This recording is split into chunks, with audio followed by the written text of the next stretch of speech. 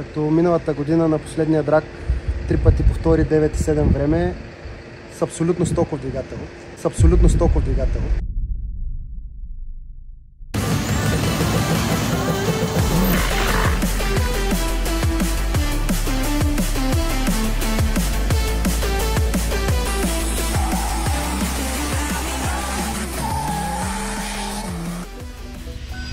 Здравейте! Решихме да направим един клип, да разкажем историята тая кола, която развивам от 15 години вече. Взех я на номера, с документи, годна за движение по пътищата. Вече стигна до тук.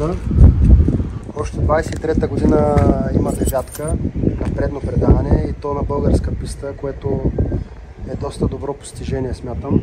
Миналата година беше доста успешна, като на последния драк успяхме 3 пъти едно след друго да дадем 9,7. Тогава разбрах вече, че колата е ограничена от към мощност, не толкова от към сцепление вече. Явно сме го намерили. Започнахме да разработваме изцяло нов двигател през зимата. Преди да стигне до тук, колата първо оригинално си е 1.3 турбо. Втора, между другото, за годините си е доста успешен, доста интересен, но пак казвам за годините си. След това изсложих двойка турбо от Интеграле, 8 клапанов мотор. По-добре, но нищо фрапиращо.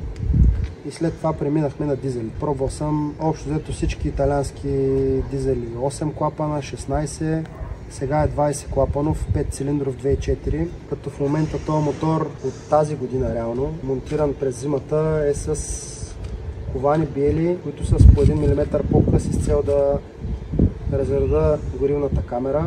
Спортни валове, направени в Гърция, по-голяма помпа, помпата R110 от 4.2 TDI. В момента монтирахме и разпръсквачи с правилен ъгъл, намерих от камион, които са доста по-големи от тези, които ползвах до сега. Направихме плетен колектор, най-големия турбосистем, с който предлагат. Генерацията е доста по-къса, по-голяма. Турбопътищата са на 76 вече. 23-та година почти се бях отказал от колата, понеже беше с цяло купе, вече с няколко присъдени мотора. Клетката беше хваната за купето, мотора за купето също, нямаха връзка помежду си, усещах я нестабилна и почти се бях отказал от нея. Когато с приятели я вкарахме буквално за един месец и направихме изцяло тръбна конструкция. Като в момента абсолютно всичко е на тръба, което е само облицовка на тръбната конструкция. Реално в момента всичко се държи само в ледката, мотор, цялото шаси на колата е едно цяло. Мъничко раздалечих осието, малко още гътнах мотора напред. Всичко това единствено е само с цел по-добър старт, по-голяма стабилност нагоре в километрите, понеже доста често приближава 240 км на финала.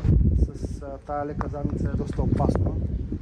Някои хора ще се замислят, ще кажат защо точно това варел, защо точно това Фиат. Истината е, че тази кола съм си я купил, когато все още бях ученик. Нямах средства и ми е много сантиментална, понеже връща много такива интересни спомени. И реших да й вдъхна някакъв нов живот, защото я купих от един много интересен човек, който също много си я уважаваше.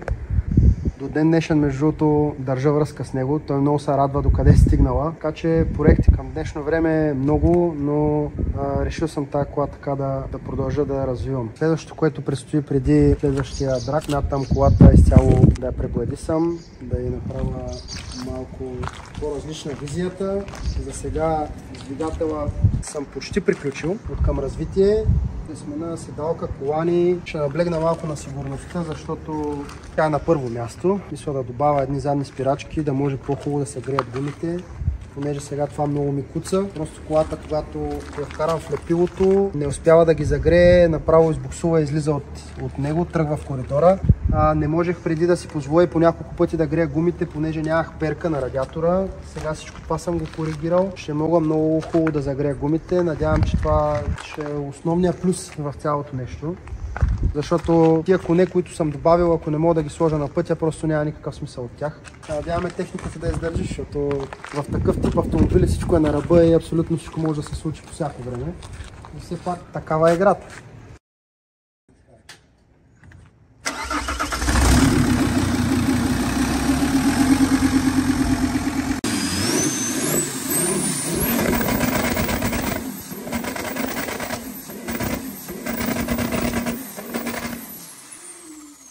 Hey yo, what the fuck?